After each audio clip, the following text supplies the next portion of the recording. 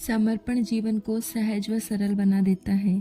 कई बार आप सोचते होंगे कि पूजा पाठ करने से होता क्या है, तो ये प्रसंग सुनो और जानो कि पूजा पाठ करने से क्या होता है। हरे कृष्ण दोस्तों, वडोदरा से थोड़ा सा दूर एक कस्बा था, छोटा सा गांव। वहाँ एक सरकारी अध्यापक रहते थे, मनसुख राम। वो बच्चों को पढ़ाते थे, ठाकुर जी के अनन्य भक्त थे, भगवान की बहुत पूजा पाठ किया करते थे। स्कूल में भी पूजा पाठ करवाते, हर पूर्णिमा को भगवान के मंदिर जाते। वहाँ गांव से ट्रेन पकड़कर वडोदरा जाते। पूरा दिन लग जाता था और जिस दिन वो छुट्टी करते थे उस दिन बच्चों को समझा कर जाते थे कि पढ़ना क्या है। बच्चों को इतना पढ़ा रखा था, इतना तैयार कर रखा था कि वो एक दिन भी ना आए तो बच्चों का काम चल जाता था। लेकिन गांव के लोग इस बात से जलते थे, चिढ़ते थे कि हम तो फीस भरते हैं और ये मास्टर जी छुट्टी लेकर चले जाते हैं। ये तो बहुत गलत बात है। लेकिन ये सिलसिला ऐसे ही चल रहा था। भगवान का भजन करना, भगवान का नाम लेना और बच्चों को वही सिखाना, उनकी पढ़ाई करवाना और हर पूर्णिमा को ट्रेन पकड़ना और ठाकुर जी के दर्शन के लिए जाना। अब गांव वालों ने शिक्षण अधिकारियों को शिकायत कर दी। कहा कि मनसुख राम जी स्कूल छोड़ करके कहीं चले जाते हैं, पूरा दिन स्कूल में नहीं रहते हैं, बिना बताए छुट्टी लेते हैं। तो गांव में शिक्षण अधिकारी आए जांच पड़ताल करने के लिए। जब स्कूल में गए तो देखा कि स्कूल में मनसुख राम जी वहीं थे, बच्चों को पढ़ा रहे थे। अधिकारियों ने एक दो सवाल पूछे बच्चों से, बच्चों ने बड़े अच्छे से जवाब दिए। शिक्षण अधिकारी बड़े खुश हुए। बच्चे के तौर तरीके देख करके, उनके संस्कार देख करके, उनका अनुशासन देख करके फिर मनसुख राम जी को बधाई दी, बच्चों को इनाम दिया। अब गांव वालों को लगा कि ये क्या हुआ, हम शिक्षण अधिकारियों को ये बोलना भूल गए कि वो हर पूर्णिमा को जाते हैं। तो इस बार शिकायत करेंगे तो बताएंगे कि वो हर पूर्णिमा को जाते हैं। तो कुछ दिन बाद गांव वाले फिर पहुंचे शिक्षण अधिकारियों को शिकायत करने के लिए। बोले कि देखिए, हम तो बताना भूल गए कि वो हर पूर्णिमा को स्कूल से गायब होते हैं, कहाँ जाते हैं किसी को नहीं पता, स्कूल नहीं आते हैं, बच्चों के परिणाम भी बेकार आ रहे हैं। शिकायत करके आ गए गांव वाले। अब इस बार पूर्णिमा पर शिक्षण अधिकारी आए, सुबह सुबह ही आ गए और इधर मनसुख राम जी सुबह की ट्रेन पकड़ के ठाकुर जी के दर्शन करने चले गए। अब ये खबर लगी मनसुख राम जी की पत्नी को कि शिक्षण अधिकारी आए हैं और मनसुख राम जी तो जा चुके हैं ठाकुर जी के दर्शन करने के लिए। मनसुख राम जी की पत्नी घबरा गई, भाग करके ठाकुर जी के पास गई अपने घर के मंदिर में और ठाकुर जी से कहा कि ठाकुर जी, आज शिक्षण अधिकारी आए हैं, गांव वालों ने शिकायत की है, यदि कुछ हो गया, कार्रवाई हुई तो लोग क्या कहेंगे कि ठाकुर जी के दर्शन करने गए थे इसलिए ऐसा हो गया।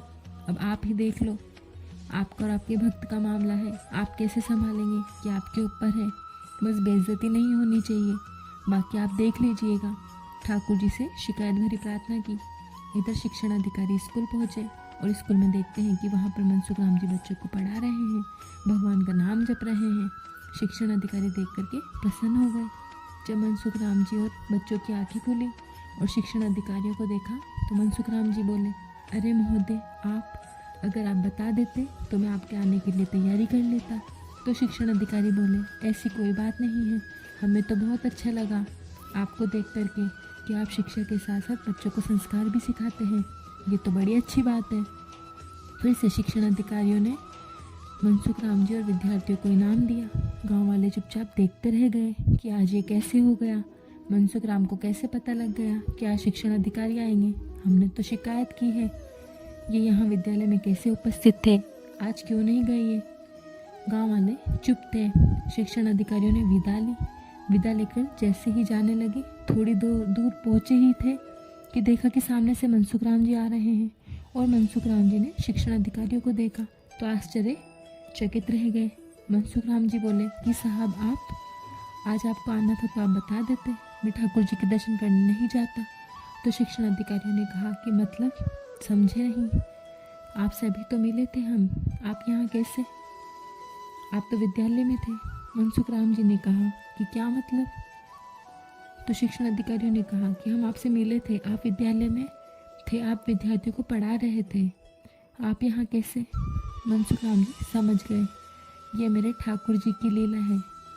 मनसुख राम जी बोले, मैं तो अपने ठाकुर के दर्शन करने गया था, मेरी जगह वहाँ ठाकुर जी खड़े थे। ठाकुर जी मेरी नौकरी कर रहे थे, ठाकुर जी बच्चों को पढ़ा रहे थे और भाग करके मनसुख राम जी विद्यालय गए। इधर शिक्षण अधिकारी भी उनके पीछे पीछे गए, उनके पीछे पीछे पूरा गांव गया। बात पूरे गांव में आग की तरह फैल गई, सारे गांव वाले विद्यालय में आ गए। मनसुख राम जी अपनी कक्षा में पहुंचे और उस कुर्सी को देखा जिस पर बैठकर ठाकुर जी ने बच्चों को पढ़ाया था। उस कुर्सी की परिक्रमा की और शिक्षण अधिकारियों को बोले, ये लीजिए मेरा इस्तीफ़ा। ऐसी नौकरी का क्या फ़ायदा जिससे कि मुझ जैसे तुच्छ व्यक्ति के लिए मेरे ठाकुर जी को नौकरी करनी पड़ गई। ऐसी नौकरी मुझे नहीं चाहिए। मेरे ठाकुर जी सब कुछ छोड़कर यहाँ बच्चों को पढ़ाने आए, ये साबित करने के लिए कि मैं विद्यालय में हूँ। ऐसी नौकरी नहीं चाहिए। और मनसुख राम जी ने इस्तीफ़ा दे दिया। गांव वालों ने, शिक्षण अधिकारियों ने खूब समझाया, सब ने माफ़ी मांगी।